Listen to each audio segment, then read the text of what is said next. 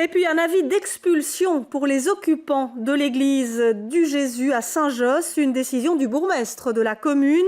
Un délai avait été octroyé pour ce squat autorisé. Le communiqué d'Émir Kir envoyé hier en fin de journée a surpris tout le monde. On va retrouver en direct sur place David Courrier. Bonjour David, alors c'est une résistance pacifique qui s'organise.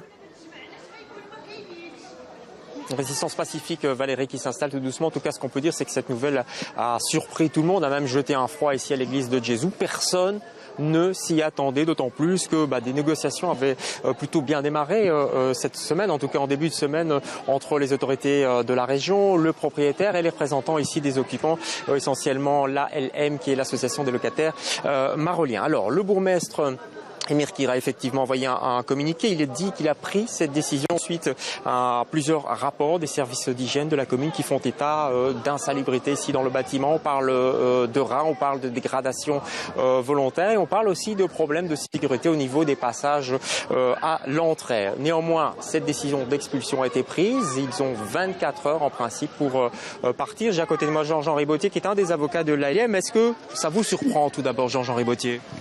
Oui, mais le terme surprendre n'est pas exact. Ce qui est pour nous scandaleux, et il n'y a pas d'autre terme, c'est de décider, alors qu'on demande des réunions, qu'on a obtenues avec le propriétaire, avec la région, qu'on demande à la commune de décider tous ensemble ce qui va se passer. Vous savez, on ne demande pas de rester dans un palace, on demande de rester là-dedans, sans eau, sans gaz, sans électricité.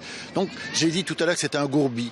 On demande d'être resté dans un gourbi pour qu'on nous propose d'autres solutions, mais qu'on ne nous jette pas à la rue. Le dialogue est rompu avec la commune ? Mais on n'a pas eu de dialogue. On a demandé, on demande, on voudrait qu'encore cet après-midi, il y ait une rencontre avec la commune.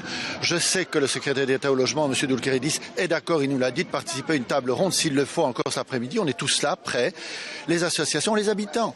Parce que ce qui n'est pas juste non plus, c'est de dire que les habitants du quartier se plaignent.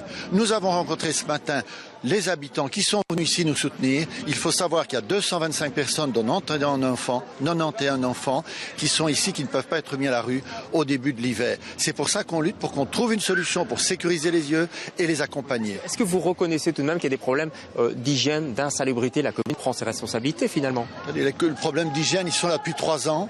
Les problèmes d'insalubrité... Ça ne s'aggrave pas ? Ça ne s'aggrave pas parce que justement les habitants ont décidé avec le propriétaire de commencer à sécuriser, de commencer à nettoyer. C'est mieux qu'il y a 2 ans. Alors pourquoi maintenant ? Je l'ai dit tout à l'heure, c'est la musculation. Mais nous, on voudrait que cette musculation cesse et qu'on s'assoie autour d'une table, qu'on trouve une solution. Les pouvoirs publics doivent garantir, surtout à des enfants, un logement décent. Ce n'est même pas le cas ici. On demande de pouvoir, justement, rester ici en attendant qu'on nous propose quelque chose. Un dernier mot, c'est la résistance ? La résistance passive. J'ai appelé, nous avons toutes les organisations appelé, et la Ligue des droits de l'homme, à appeler au calme, au plus grand calme. La violence, la provocation, c'est pas nous qui la faisons et c'est pas nous qui la ferons. Merci Jean-Jean Bautier. Voilà Valérie pour la situation actuelle ici à l'église de Jésus. Je rappelle que 225 personnes sont concernées, dont 90 enfants.